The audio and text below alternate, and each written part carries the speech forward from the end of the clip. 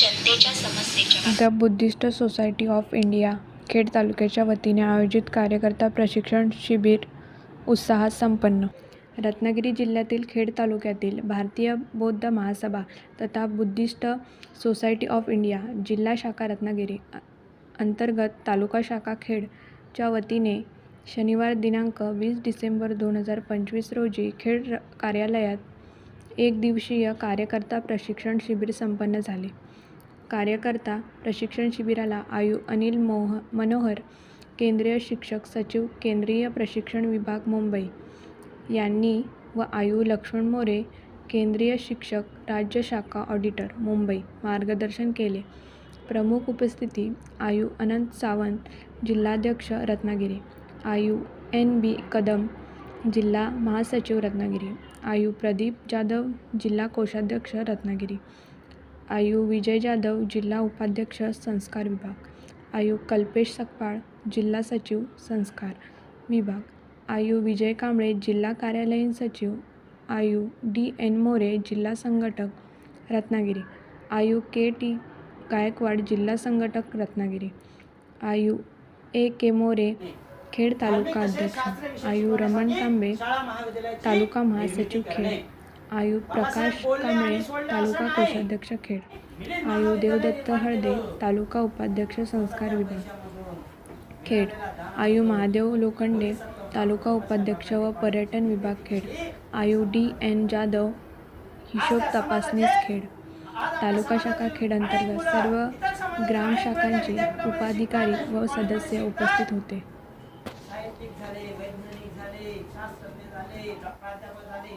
सगळ्या क्षेत्रातील त्या कॉलेजमधून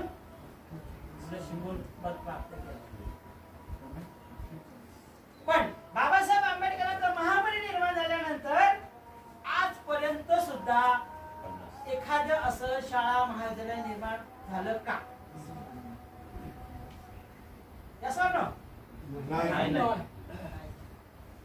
मी सुरुवातीलाच म्हणून बाबासाहेबांनी समाजाचा विकास व्हावा म्हणून काय काय केलं. बाबासाहेब आंबेडकर म्हणतात, माझ्या समाजातील मुलगा हा डॉक्टर झाला, समाजाच्या उपयोगी आला पाहिजे. म्हणून मला सांगणं आहे खेड तालुक्याला, आदरणीय भीमराव साहेबांचा मेसेज आहे, या समाजाचा जर विकास करायचा असेल ना तर आपल्याला आपल्या खेड तालुक्यामध्ये किती डॉक्टर्स आहेत आपल्या समाजाची नोंदणी करा, रजिस्ट्रेशन करा, संघटना निर्माण करा.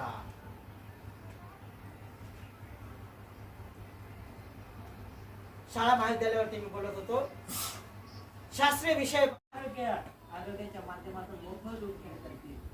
आज माझा धम्म बांधव गाव खेड्यामध्ये राहतो, वस्त्यामध्ये राहतो, दिवसभर रानामध्ये राबतोय, मोलमजुरी करतोय आणि मोलमजुरी केल्यानंतर हलकासा ताप येतोय, अंगावर काढतोय, अंगावर काढल्यानंतर पॅरासिटामॉल गोळी घेतो आणि तसं जीवन जगतोय. बिचारा काम मोलमजुरी करतोय, संसाराचा गाडा करतोय.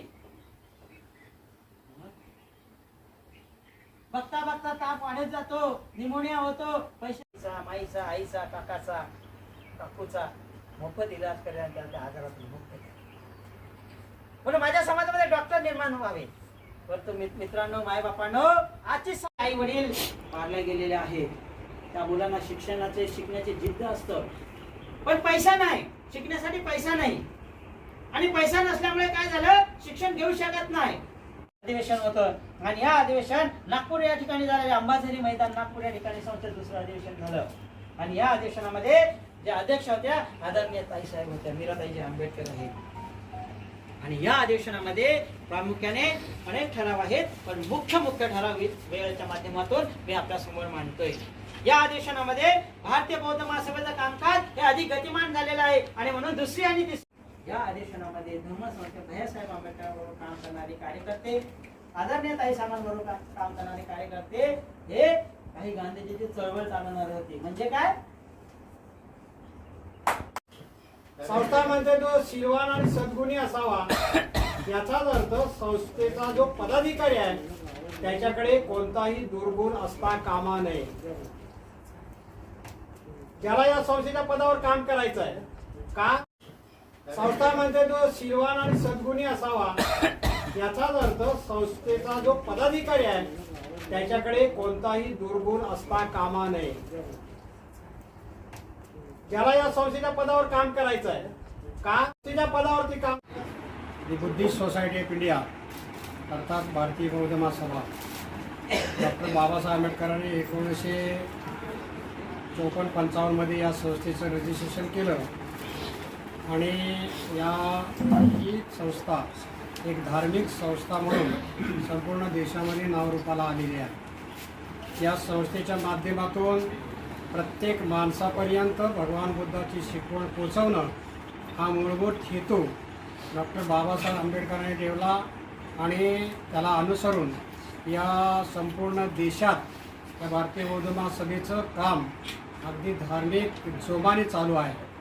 त्याचाच एक भाग म्हणून त्या रत्नागिरीतील खेड तालुका भारतीय बौद्ध महासभेच्या माध्यमातून या तालुक्यातील आणि गावागावातून गाव शाखेतून काम करणारे जे कार्यकर्ते आहेत, या कार्यकर्त्यांना कामकाज कसं करावं, कार्यकर्त्याची जबाबदारी काय, कार्यकर्ता कसा असावा आणि कार्यकर्त्याचं एकंदरीतच या धम्म चळवळीच्या माध्यमातून आवश्यक असलेले योगदान हे कसं द्यावं या संदर्भातली माहिती देण्याकरता कार्यकर्ता प्रशिक्षण शिबिर हे 1 दिवसाचं या खेडमध्ये आयोजित केलेलं आहे.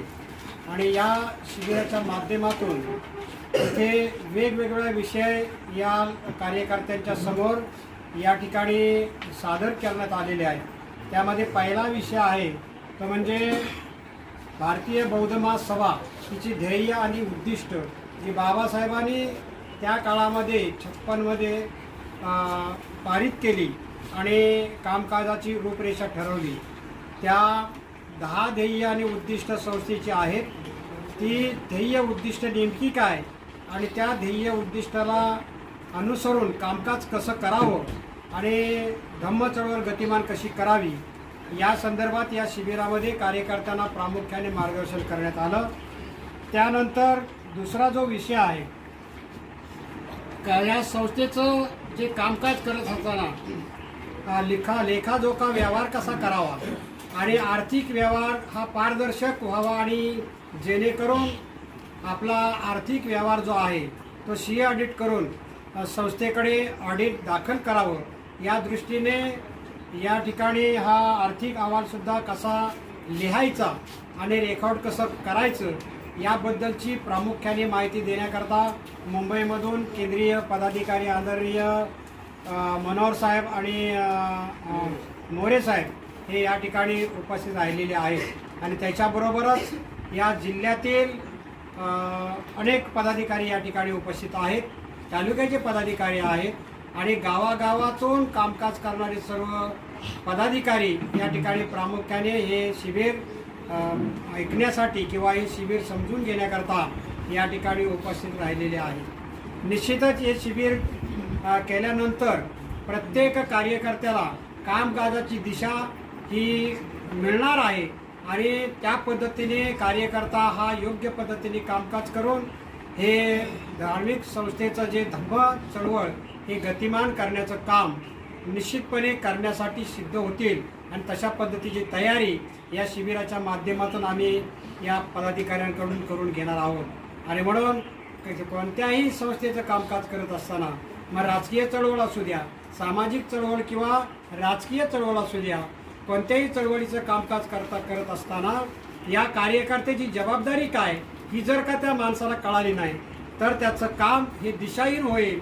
असं होऊ नये म्हणून भारतीय बौद्ध महासभेने त्याची दखल घेऊन या प्रत्येक कार्यकर्त्याला अगदी प्रशिक्षण देऊन आणि कामकाजाचं नियोजन किंवा कामकाज कसं करावं, लेखाजोखा कसा करावा याचं प्रशिक्षण या शिबिराच्या माध्यमातून या ठिकाणी आम्ही देत आहोत.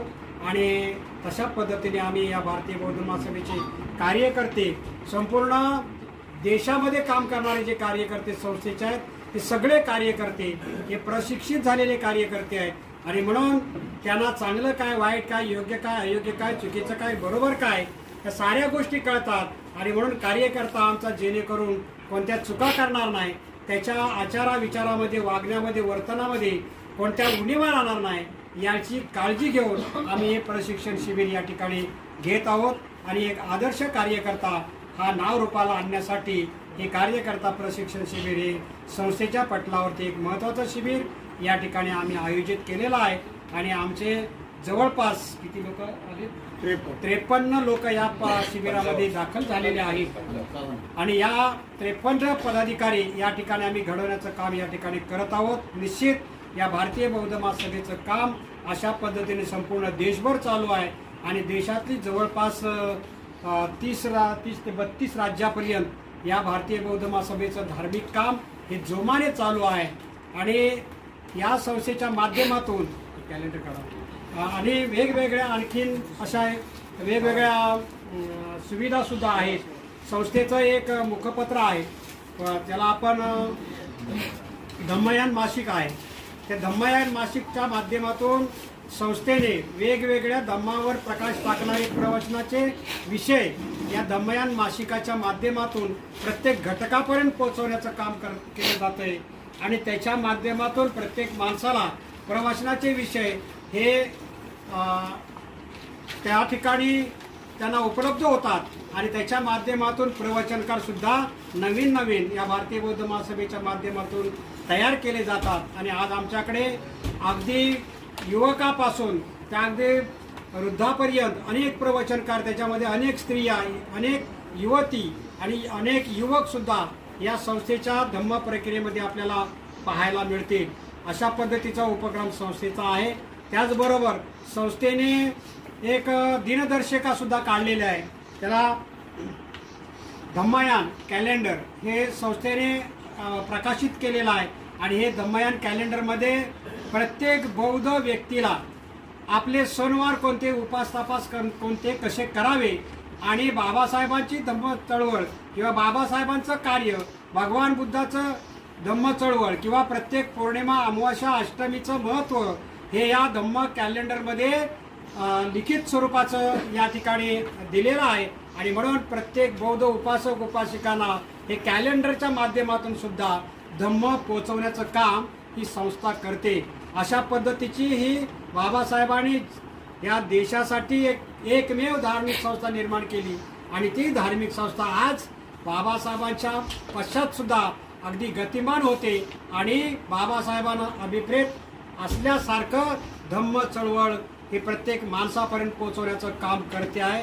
आणि म्हणून ही बाबासाहेबांची धम्म संस्था आज संपूर्ण देशामध्ये आहे, तशीच या रत्नागिरी जिल्ह्यामध्ये सुद्धा अगदी कामाने गतिमान आहे, अग्रेसर आहे धम्म चळवळीमध्ये. आणि म्हणून ही बाबासाहेबांची धम्म संस्था ही अहोरात्र काम करते आणि तशा पद्धतीचं कामकाज करण्याच्या दृष्टीने आमच्या या कार्यकर्त्यांना प्रशिक्षित करण्याकरता हे आम्ही या ठिकाणी शिबिर आयोजित केलं. आणि त्या शिबिराच्या निमित्ताने या ठिकाणी आलेल्या सर्वांना आणि आपल्या सर्वांना देखील या ठिकाणी धन्यवाद देतो आणि मी या ठिकाणी माझं मनोगत थांबवतो.